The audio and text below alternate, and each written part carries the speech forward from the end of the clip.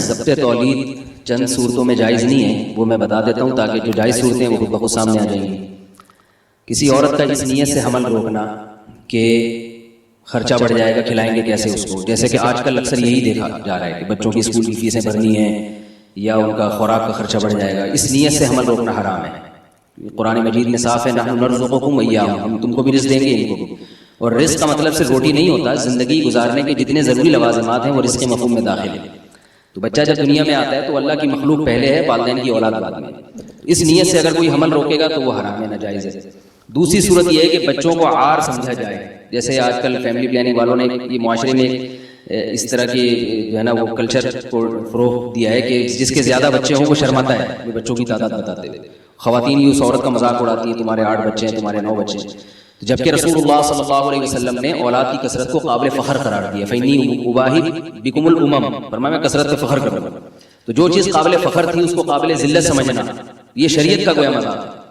اور قرآن مجید میں بھی اللہ نے پچھلی امتوں سے وعدے کیے ہیں کہ تم اگر نیک اعمال کرو گے میں تمہیں کثرت سے اولاد دوں گا۔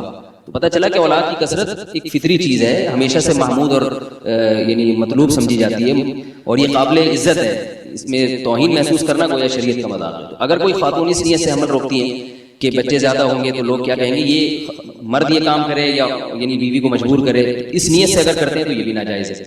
تیسری چیز جو آج کل ایک بیان کی جاتی ہے، بچوں کی تربیت نہیں ہوتی، لوگ کہتے ہیں بچے پالنا مشکل ہے۔ یہاں یہ بات یاد رکھیں، تربیت اور تعلیم میں فرق ہے، لوگ ان دونوں چیزوں کو خلط کر دیتے ہیں۔ لوگ کہتے ہیں چونکہ ہمارے بچے زیادہ ہوں گے تو ہم زیادہ فیسیں نہیں افورڈ کر سکے، تو بچے گورنمنٹ کے اسکولوں میں پڑھیں گے تو وہ پڑھائی صحیح نہیں ہوگی اور ایسے ہوگا ویسے ہوگا، تو لہذا بچوں کی صحیح تربیت نہیں ہوتی۔ دو چیزوں کو خلط مت کر رہے ہیں، تربیت الگ چیز ہے اور تعلیم الگ چیز ہے۔ تو یہ باقاعدہ ماہرین نفسیات کہتے ہیں کہ بچے کے قریب العمر اگر کوئی بھائی یا بہن ہو تو اس بچے کی تربیت زیادہ اچھی ہوتی ہے۔ اور حضرت مفتی رشید احمد صاحب رحمہ اللہ تعالیٰ نے اصل فتاوی میں بڑی مضبوط دلائل دی ہیں اس پر، اور یہ ثابت کیا ہے کہ بچوں کو جتنی ماں باپ کی ضرورت ہوتی ہے نا، بہن بھائیوں کی بھی اتنی ہی ضرورت ہوتی ہے۔ اور لاشعوری طور پر بہن بھائی ایک دوسرے کی ایسی تربیت کر رہے ہوتے ہیں جو والدین نہیں کرتے۔ تو یہ فلسفہ غلط ہے کہ بچوں کی تربیت مشکل ہے، بچے زیادہ ہوتے ہیں تو تربیت ان کی اچھی ہوتی ہے۔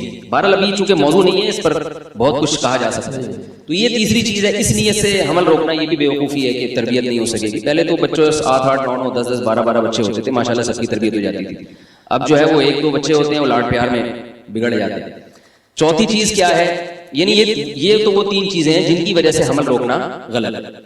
باقی اگر کوئی اس نیت سے حمل روکتا ہے کہ بچے سنبھالنا مشکل ہو رہا ہے، بھئی ایک بچہ ہو گیا فوراً دوسرا ہو گیا فوراً تیسرا، تو ایک ماں کے لیے سنبھالنا مشکل ہو رہا ہے، 2 2 3 3 ایک وہاں سے روتا ہے فوراً دوسرے کی، جیسے گھروں میں ہوتا ہے۔ تو بھئی اس نیت سے کوئی وقفہ کرنا چاہتا ہے کہ 1 2 سال کا ہو جائے یا 3 سال کا ہو جائے تو تھوڑا سا بچوں کو سنبھالنا، تربیت الگ چیز ہے، سنبھالنا ایک الگ چیز ہے، بھئی سنبھالنے میں آسانی ہو جائے گی۔